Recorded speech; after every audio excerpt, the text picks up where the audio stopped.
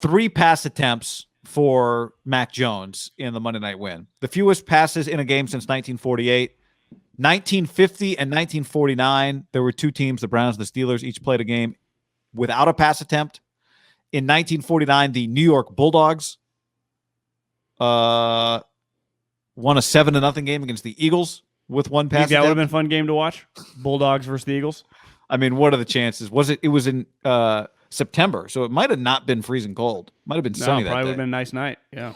And in 1974, the Bills had 2 pass attempts in a 16-12 win over the Jets. Nobody has lost with the low pass attempt number. I guess it's evidence that if you're losing, you throw the football. 3 pass attempts. The first, remember, was the ball batted up in the air and caught. Was that Jonnu Smith who made that play? Yeah.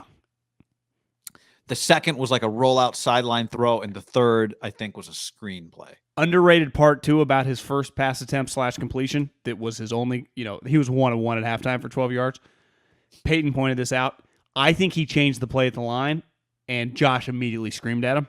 Like, I don't think that was Peyton did not think that was supposed to be a pass play. That's incredible. So by design, there's a chance he could have got to halftime with 0-0-0s. So you think Josh called 2 passes in the game on Monday? Well, I just think Mac, it's pretty clear. One thing Mac definitely brings to the table is, and this is, listen, we probably jumped over this because you can't quantify it. His mind is really, really high level for a 22-year-old at the quarterback position. To be able to even do what he's doing before last night at New England, that is really hard, right? No one argues. It's hard for veteran guys that, I was going to say transfer in, but in the pros, get traded, get, signed there, that go play for the Patriots, that playbook. There is no doubt in my mind that he, has the ability to audible shit at the line of scrimmage. And he sees 15 guys in the box. Maybe he did it, and that was like, not in this game, Mac. And he got yelled at. Josh lit into him. Here he was doing the right thing all week, ignoring Peyton's calls, and he still got in trouble. Yeah. So what does it tell us about Mac Jones? Does it tell us that Mac Jones will never be the guy? Does it tell us that Mac Jones is in the perfect spot? I mean, I think you probably have to start there. This guy now has played for Nick Saban and Alabama, turned in a Heisman season, and then goes to Bill Belichick and the Patriots. Not every situation's created equal. We know that. And you could argue this guy has been in 2 of the most perfect situations for him anybody could possibly be in. It's pretty incredible. Now, maybe because he was Alabama's quarterback, he became the Patriots quarterback, right? We know that Bill and Nick are very close. Yeah. We know that Bill, I think we could say this too. Bill, I don't think Bill has some great desire to have some $50, $40 million a year quarterback. Clearly Andy Reid wants, or Kyle Shanahan has turned his attention to. Maybe once he didn't want to be that guy. Now he does. Bill's attitude is let me handle everything. That's his attitude with his assistants for the most part. And it's kind of his attitude with his team. I'll take care of it. You just do what I tell you. Well, I would say this. The Bama guys that Bill has on his team are like football geniuses. Like Hightower, what position does that guy play? Absolutely everything. I mean, he's been on their team for feels like a decade, does it all for them. Damian Harris, is he sneaky, a more consistent? I mean, Josh Jacobs is awesome. Is Damian Harris a better just pure runner? That guy is good. That guy is really good. Now, he hurt his hamstring last night. Barrymore, the dude they drafted in the second round. Do you know what John Lynch and Kyle Shanahan would do to flop that guy for Javon Kinlaw? I mean, they would give anything. That guy is unmovable. And then Mac Jones, he's been... You could argue, I was thinking about this last night watching it, and even today, that's one of the greatest landing spots for a guy drafted in the top. We've seen Roethlisberger before. Guys get drafted in the 20s and get to start. Let's say Jordan Love would have been better than he is, and Rodgers would have disappeared and he'd take the job. That would have been an incredible spot to just jump into. This is even better. They run the ball nonstop and they play elite defense. And their coaches, Bill and Josh. How does it get any better? You could say, well, the Niners would not have been better. Their defense isn't even close to that. And Kyle ain't Bill. Not even close. Bill's the greatest coach of all time. I don't know if Josh will ever make a good head coach or not, but it's pretty well established now. He is a great offensive coordinator, right? Yes, I think he is I mean, Vrabel is a little different. I don't know if Josh is Bill's greatest assistant ever. I think he's been Bill's most valuable assistant. Vrabel never worked for Bill. Yeah, it's a good point. He's not the same.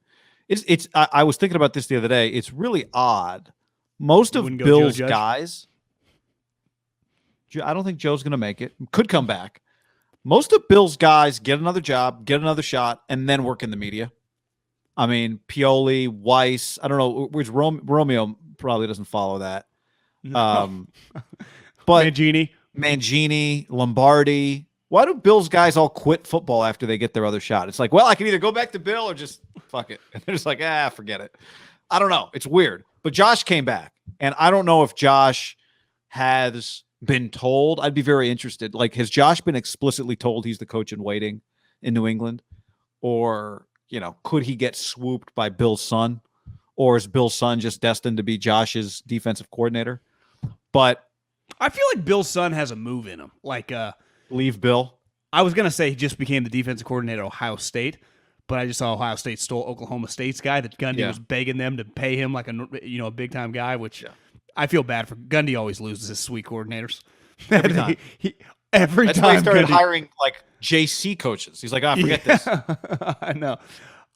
If you just told me that Steve Belichick, now he probably doesn't want to go to college, so maybe an NFL job, but like I couldn't see Steve Belichick going to like the Vikings or something. Like why would you leave winning to go? But it does feel like he'll bounce to go to maybe even come back. But why does he have? I mean, I agree with you. Well, he's not the defensive coordinator. Isn't Bill? But nobody is. Bill is. Bill is. Yeah. Because Gerard Mayo is not. Bill, just coach everything and then take over here. I bet. Bill's and like, I'm sure Bill has told him, you want to be somewhere else, but you know what else you might end up? You might end up in Cleveland like I did working for Art Modell. You might end up with the Giants, but they try to force you to take the job and you don't want it. The Jets. You don't stay here. Well, why? What do you have to prove to anybody? Just win here. What difference does it make? Belichick, when I look at most coaching staffs in the NFL or even college, they have like 700 guys on their staffs. Belichick's defensive staff is 6 guys. It's Bill, who counts as 5 guys, and then 5 other guys. It's 10 guys. Our guy Cole Popovich must have got the jab because he quit, but I went to their website and he's back. Oh, or maybe they never took him off. Hey, Bill, I got no booster, but I'm back. Bill's like, fine, but we won't announce your return. He does have Michael Lombardi's kid is the wide receiver coach, Mick. Wasn't he with the Niners? He was Jim Harbaugh's assistant. Yeah. That's right, Jim Harbaugh's assistant. Which has got to. I mean, he's had Mick Lombardi. That guy's got some good stories. He was Jim Harbaugh's personal assistant, which is every head coach in the NFL has one, for 4 years, and now he's been on Bill's staff for several years. Like that's people. Like if you go to a dinner party, I'd want to sit next to that guy. It's great stories. Jesus. So here's the thing with quarterbacks, because people love to talk about this and say winning is not a QB stat, but I do think it is in this sense. If you're the quarterback of a winning team, even if you're not the reason your team is winning, you generally keep your job, don't you? Yes. Like, Alex lost his job to Mahomes in Kansas City. Not normal. For the most part, as long as your team keeps winning, even if you're not great, you will keep your job. Especially if your team is coached by Bill Belichick and you're about defense and running the football. As long as this team, like, my point is, whatever Mac is right now, whatever his limitations are right now, he is going to get the opportunity to develop into whatever the best version of Mac Jones is. He'll get that chance in New England at this rate. I mean, they're the 1 seed in the AFC right now. Belichick, as I predicted in the offseason, was great value, is going to be the coach of the year in the NFL this year. Which, he could be every year, but by and large, what if Kingsbury goes like 15-2? 15-2, maybe he will. You're right. That's legitimate because his fingerprints are all over the thing. But it's hard for Bill to be the coach of the year because people always expect him to be good, and that's not how you win the coach of the year award. In the last 11 years, 8 of the guys that win the award coach teams who had low expectations. Well, what's a more incredible accomplishment? The Patriots being the number 1 overall seed, or the Cardinals being the number 1 overall seed? Yeah, I think Patriots they're both underrated. pretty, Like that's pretty eye opening. Right? Yeah, it is. But I think the Cardinals thing, if we track it back, like had a first round quarterback, cut him, traded him, and then drafted another first round quarterback, number one. With everyone counting them out and them doing some unconventional things defensively. So they get a lot of credit too. Bill, is it that crazy that one of the greatest coaches or the greatest coach in NFL history had a good football team? With a good defense. I think this would be after they spent a historic amount of money in the offseason. But I'd say in the NFL, it's not like baseball. It doesn't necessarily. We've seen a lot of teams spend money historically. Hell, I was on one with the Eagles. The football team did it forever. Sure. It does not usually equal. The reason he did it wasn't even necessarily because there weren't good players available every year. I just think he thought like it's not the right way to build your team.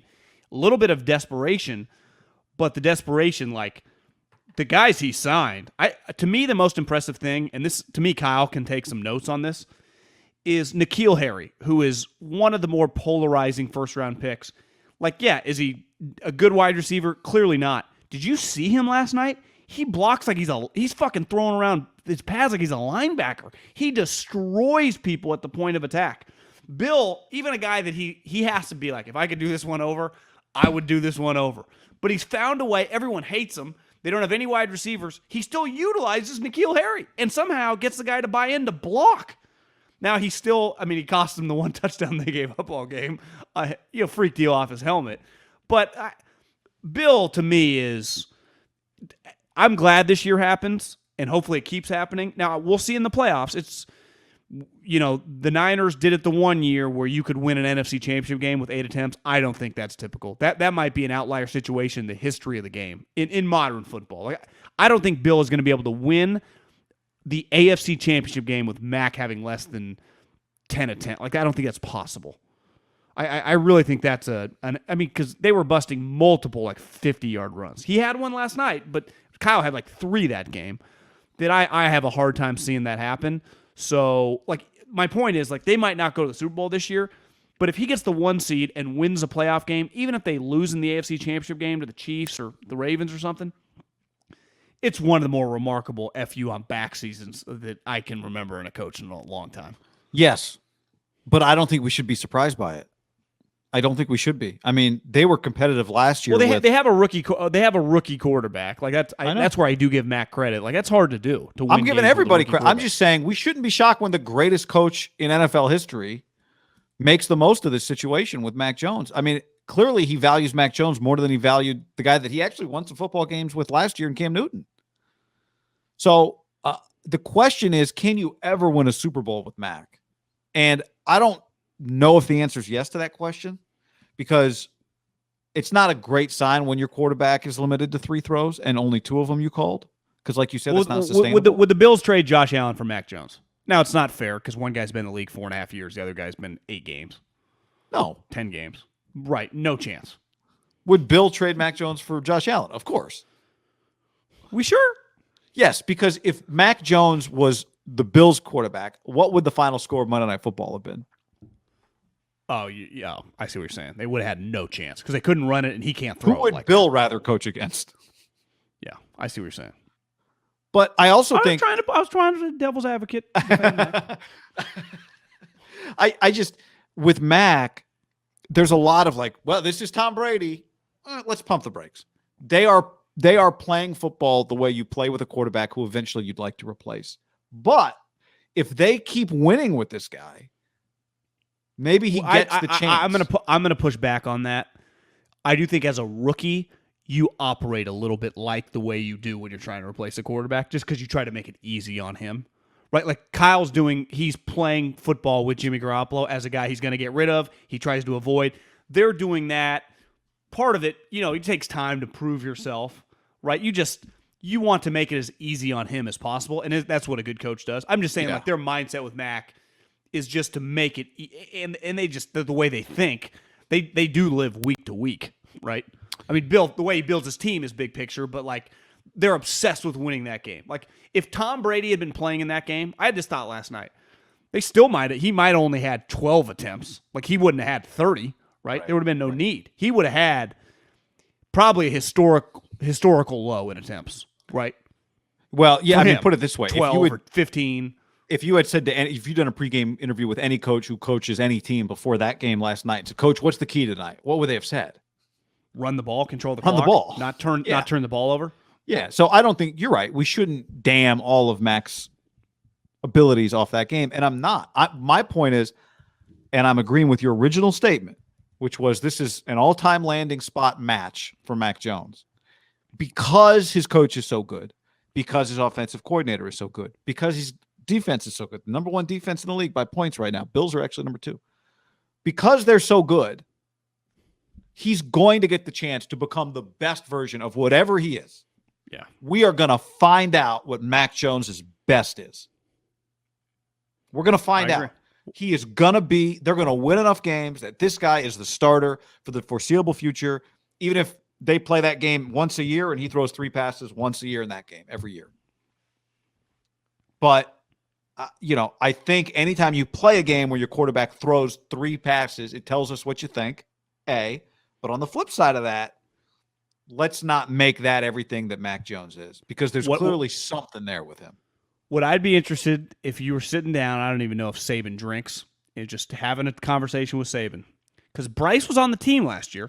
He didn't play. I mean, he was a redshirt, but he was in pads and standing right next to Mac and I guess Sark last year. Nick, what was your game plan? Clearly, Mac was better than you envisioned him being, right? He, like you said, he had a Heisman-level season. They were fucking incredible. What would you have done if Mac's like, I'm actually going to return? I don't know. Now, it would have been, obviously, Mac, to me, goes into spring practice, probably the fall, but you watching that kid, right? It's a little different animal. He's going to win the Heisman, probably. Probably in a landslide, right?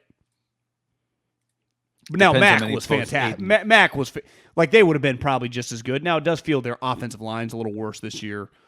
They lost Landon Dickerson to the Eagles, who got drafted, tore his ACL. They lost Leatherwood. So, even for them, you lose those guys. Like, not every next guy is a lock first rounder. But, sometimes those situations, I bet Nick's just like, I'm glad it just worked out the way it worked out. He might have just told him to go and then told Bill, just take him in the 4th round. If he had not had as good a year last year. Yeah. Bill, trust me, just take him in the 4th and it'd be the same situation. Because I remember hearing about Bryce Young when he was in high school. Yeah, when he was committed to SC. I think a lot of people did. He was a pretty big... he was committed to SC. That was a big deal. Bill the Butcher on YouTube says these two are so jealous of Jones, it's sad. I think so many quarterbacks should be jealous. There's so many quarterbacks who played in the league and said, man, if I only been in the right situation. Mac Jones will never say that, if I'd only been in the right situation. Well, here's what I'll say about Zach Wilson, for instance, is a much more talented player than Mac Jones.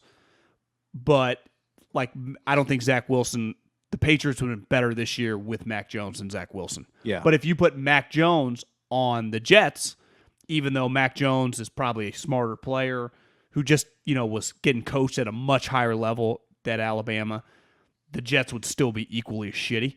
Maybe a little bit better because he dumped the ball off instead of pushing the ball. Maybe not throw as many picks, even though Mac, pretty sure, has 9 interceptions. Didn't really even have the opportunity to throw one last night. And that's good coaching, right? You don't put your guy in a position where he's going to throw a pick. But, I put Mac on the Jags or I put Mac on the Jets, they're an abomination.